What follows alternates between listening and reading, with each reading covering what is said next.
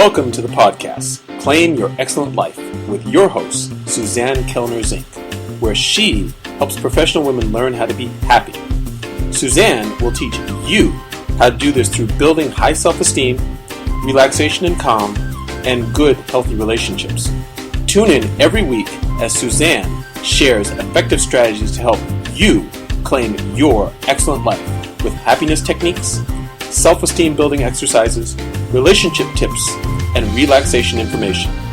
Make sure to head over to dawningvisions.com to subscribe to the newsletter to receive your keys to happiness, as well as other useful free gifts for you. In this episode of Claim Your Excellent Life, we are asking the question, are you really caring for yourself to be your best? 12 types of self-care. I need to thank Dana Wild of Train Your Brain, who had these ideas on her website at Train Your Brain U. It's a wonderful program. It's $1 a day, so go take a check and see what you can find there, because the things we think become the emotions we feel, and those are the things that are going to motivate us or demotivate us. So she is right on to how to work with our brains. Of course, being in the world of hypnotism, I can totally understand from where she's coming. She studied hypnosis too, but she also studied some other people as well. So that's Dana Wild at Train Your Brain U. So let us jump into what you can do to really care for yourself. The first thing being that we are physical beings living in a physical world, we need to take care of our health with nutrition. Most people feel lousy because they don't eat good quality food. I've harped on this so many times in this podcast, I can't even count. Stay away from all of those prefabricated Frankenstein-type foods where you can't pronounce the ingredients, you don't know what's in it. Those things your body doesn't have any idea what to do with, is going very far to make people very ill with leaky gut, celiac disease, all kinds of immune issues, as well as problems with their gut biome. Healthy nutrition is one-item foods. As they come out of the ground, or they come off the animal. One-item foods, you take them, you put them together, and you make yourself a meal, just like they did in the old days. Use some natural herbs and flavorings, and what I mean by natural is the ones that come as plants. Exercise.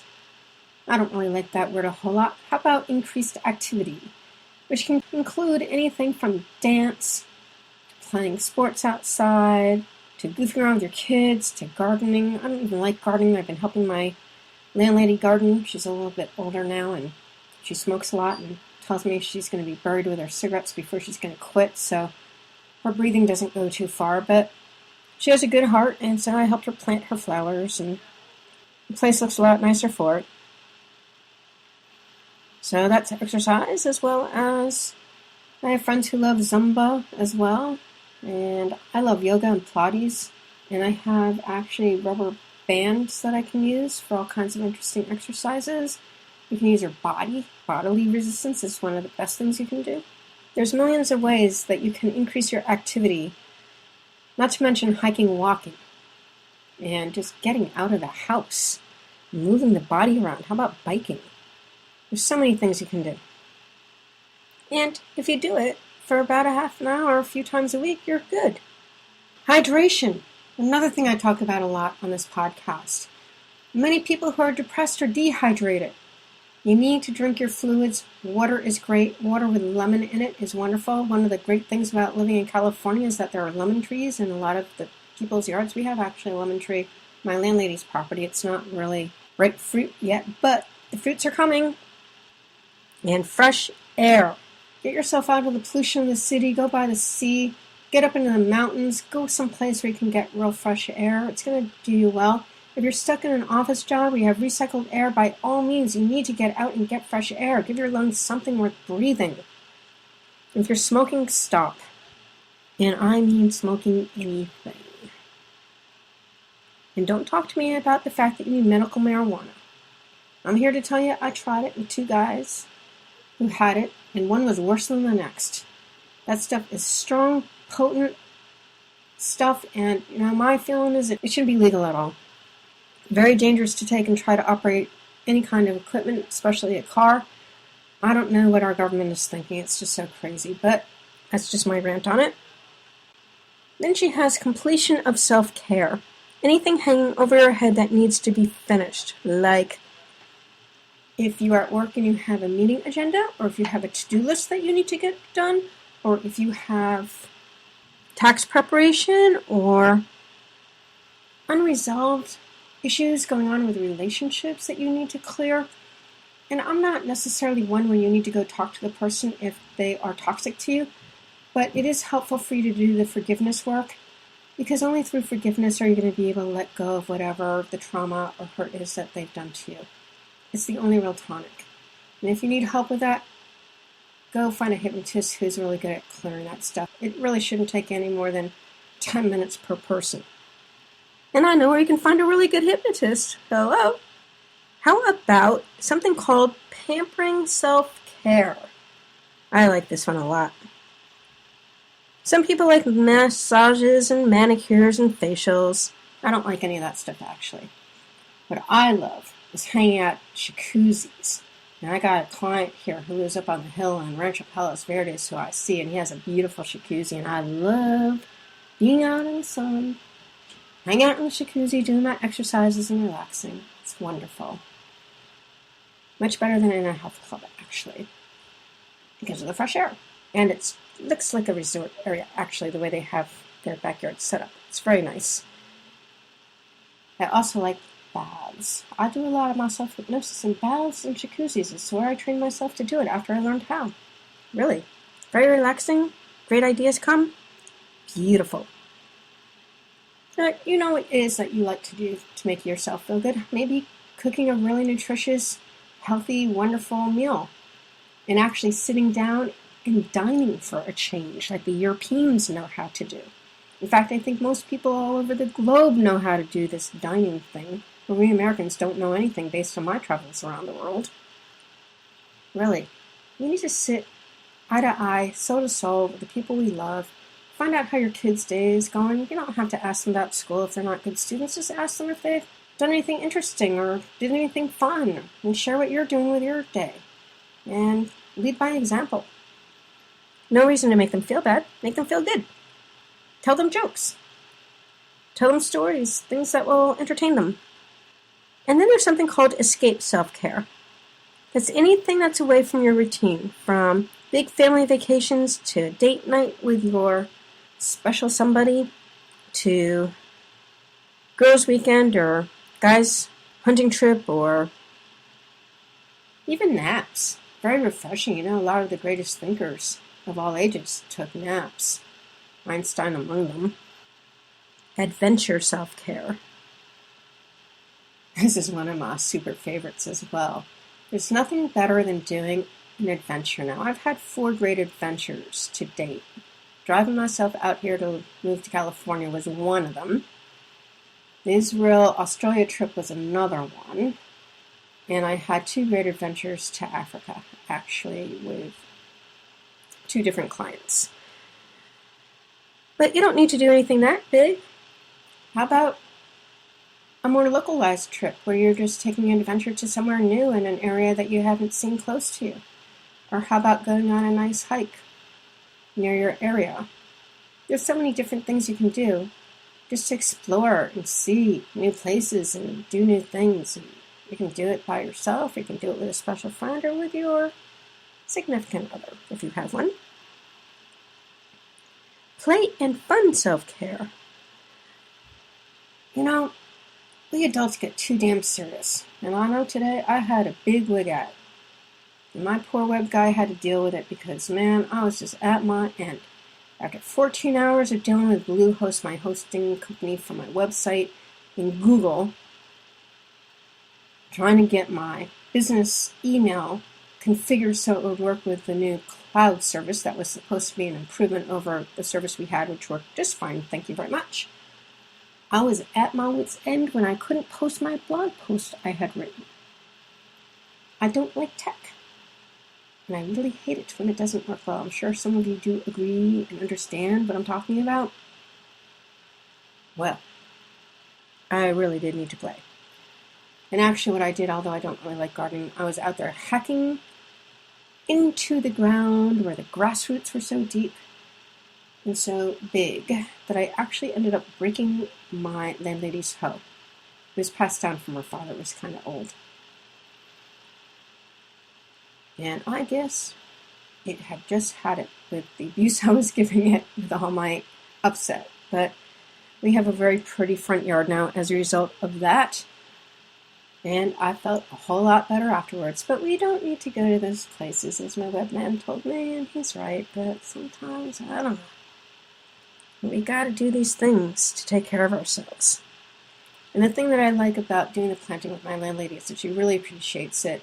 And she takes me out to lunch or dinner or something as a thank you. So we're going to go out Thursday and have some Chinese food for a change. That would be very nice. Special place she knows. It's been around forever. And then we have something called Dream Big Self-Care. Focusing on what you really want in the future. Being hopeful. Man, there's only a few things I really want in my future. Well, actually, there's a lot of things I want in my future. The first thing that I want is to shift my practice from one-on-one to group work.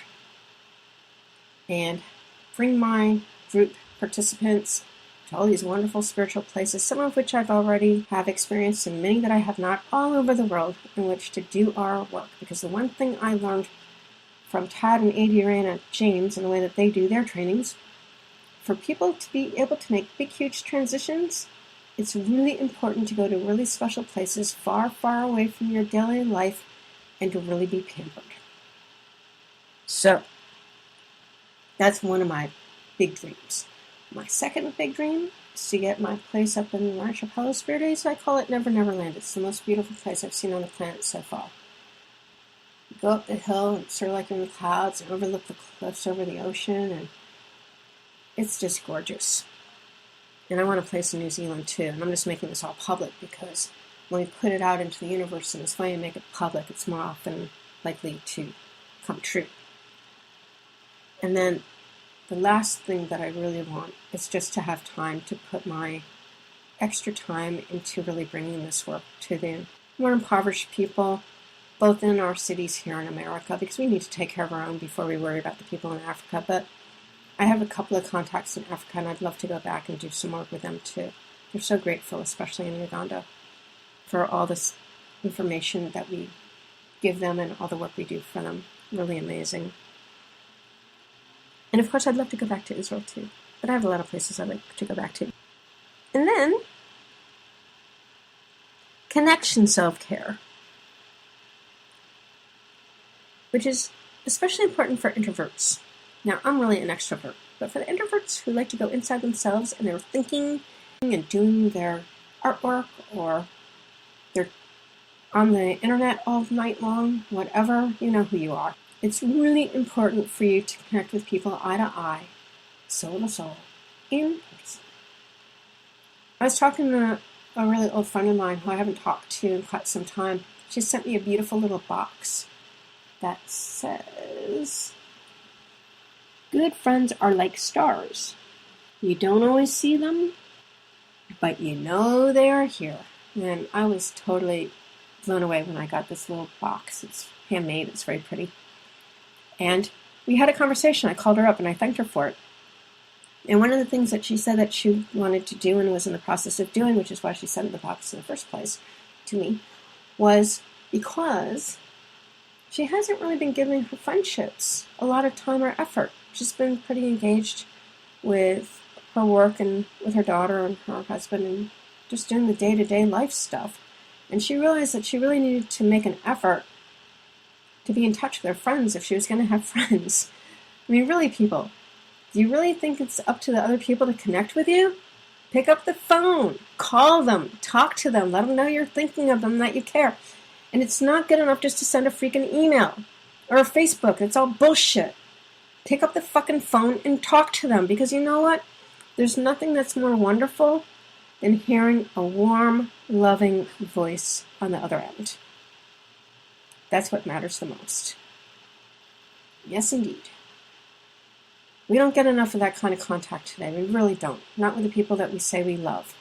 And if you really do love somebody, you really care about them, that's the best way you can demonstrate it. Unless, of course, you decide you want to see them, in which case you make a date to get together and do something fun together. What a concept, what an idea.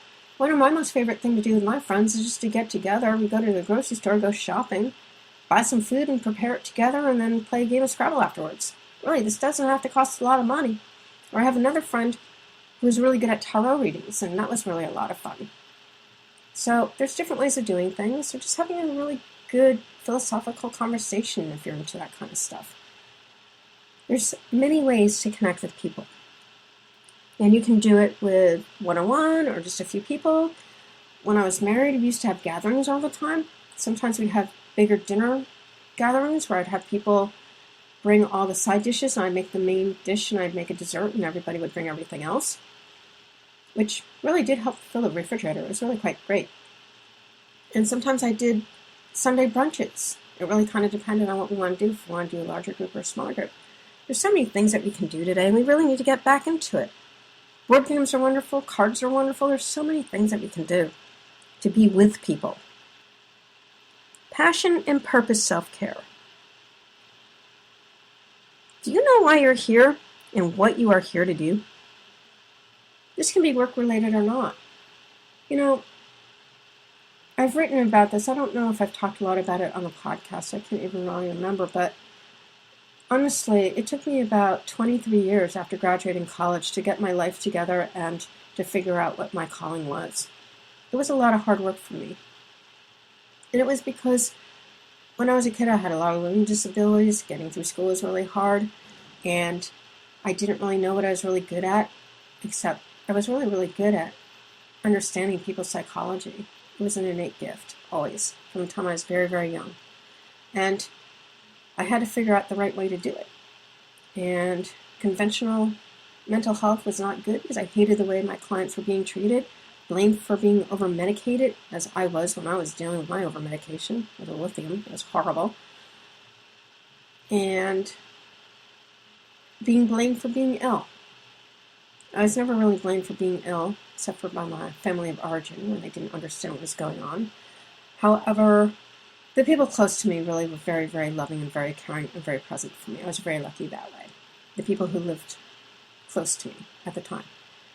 But when I was working with the folks in the vendor programs, the people who were running these programs, for the most part, were horrible to the clients. That's what led me into the whole world of hypnotism. It wasn't to help me heal myself, which ended up being what happened. It was more because there had to be a better way. They knew their answers. They had it inside their own mind. It was just in their unconscious mind. And we, the practitioners, needed to be open to listening and hearing what they had to say so that we could understand how they became ill. They're the experts at their illness. If we listen, we can figure out how to get them to be healthy and healed. It's beautiful. So that became my passion and purpose in life. And so I ask you, what are the things that you truly care about in this life? Because I'm going to tell you this. If it's just your family, it's not enough. We have so many issues on this planet and even in this country that could use a thoughtful, action-oriented person or people to get behind to make the changes necessary. Sitting on your butt watching idiot TV, gossiping about your neighbors or your so-called friends, being upset with your kids because they're not doing what you expect them to do, or any of these other pointless activities are really a waste of your time. I'm going to challenge you to find something of some interest to you, get behind it, and do something of some merit with your life. Take a stand and go out there and make a difference. I don't care what it is, as long as something productive, positive, and helpful. And you're going to be the greatest beneficiary of it, because it feels great to do that kind of stuff. Spiritual self-care. We have these religious people who like to talk one way and then they go out into the world and they do quite the opposite. We've all seen it if you go to church or temple or whatever. Spirituality is more about connecting with your creator, your God, or Jesus, whatever you call it, the divine, so that you realize that there's something more than just the physical world here in our five senses. There's so many things that we don't understand, with the extrasensory perceptions and the intuitive healers who can do amazing things. I don't really have those gifts, but other people do. I've had clients who can see ghosts, a few of them over the years. And because I don't know, because I don't have those abilities, I'm not going to sit here and say that it's impossible, because I know some people who are able to do that, who are quite intelligent, and have done some pretty amazing things with their lives. And there's no reason to think they're weird. So there's a lot of things that we really don't understand in the spiritual realm. And I've studied Taoism with my webmaster, who studied with a Tao master from Russia, actually, with the martial arts and all. I studied Kabbalah with the Kabbalah Center and another Kabbalah place as well online. And I've studied Huna, ancient Hawaiian spirituality, with my trainers. And I've learned a little bit about American Indian culture from some people I've met out here who knew a little bit about it. I'd love to learn more. I love the ancient cultures. And I don't know exactly what it is for you that will turn you on. But what I will say is that when we understand that there is something larger than us that's organizing this planet and the world as we realize it, which I kind of realized when I was in biology class, in my first biology college class for nursing school way back when, and I saw that the roots that we had to do, I guess we had to dye them. They were the exact same patterns as the leaves of the plants, and I thought, that's really wild. We have so many things like that in nature that are redundant in terms of how their shapes and forms are. There is some unifying something out there. So get in touch with that. Get in touch with the fact that you are a creature of the Creator and that you're here to do something amazing with your life. And you do something amazing with your life when you hone in on what that amazement is for you, the thing that interests you, that you care about, that you want to put your time and energy into. That's doing spiritual work, in my estimation. I also enjoy going to temple. It was something that we did as kids, my family. We were Reformed Jews, and my dad was raised by an Orthodox mom. His dad had died when he was really young, and he wanted nothing to do with the Orthodox temple. But he did understand that we come from a culture and a people that have been through a whole lot, and we've done a lot of amazing things. And when I was growing up in the 70s, we were dealing with Soviet Jewry, and I'll tell you, I was talking to some Soviet Jews who immigrated over here. They had a really hard time getting their visas, and they thanked my dad, through me, actually, he's been dead for quite a while, for putting the money out there to allow them to finally get out of that horrid, depressing, terrible place. Their words, not mine, I've never been there. As well as understanding that when I'm in the temple, I feel him around me sometimes. It's really wild. He used to say the Shema to us before we went to bed, actually, or as he was tucking us into bed, really. He'd sing the Shema to us, Jewish prayer. And that's something I really remember as one of the more loving things. And I don't know, just the music and the Hebrew, it's all very important to me.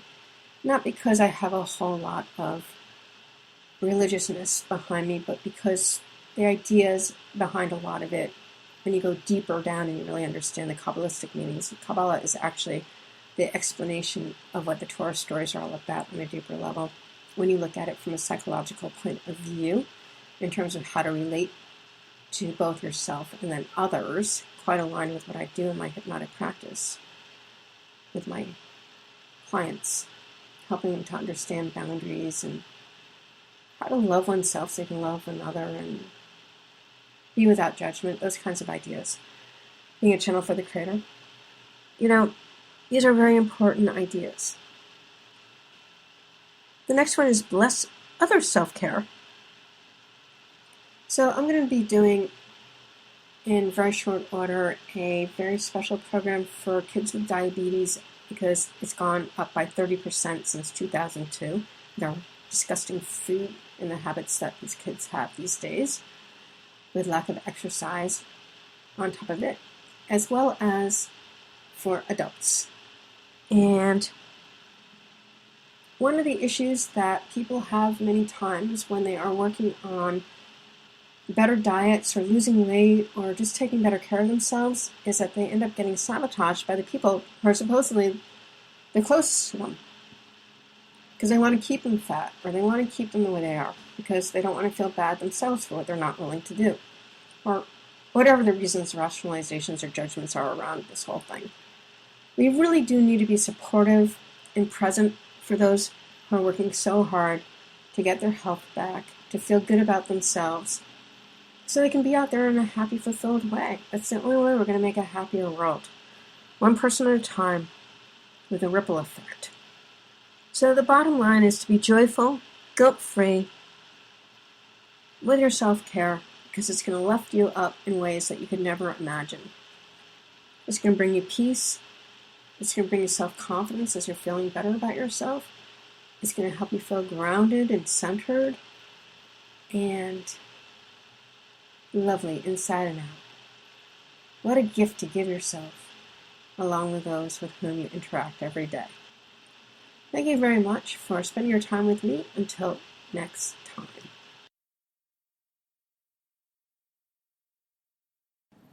If you have found the information that we have shared with you here on Claim Your Excellent Life to be helpful and interesting, please do us a favor of giving us a rating on iTunes. We hope it will be 5 stars, as well as a review. Doing both these acts will move the podcast up in the ratings on iTunes so more people will be able to find us. Also, please do us the favor of letting your friends and colleagues know about this podcast so they too can gain the knowledge that we're sharing here. We'd like as many people as possible to learn from what we have to give here. And we thank you for your time and effort in doing so.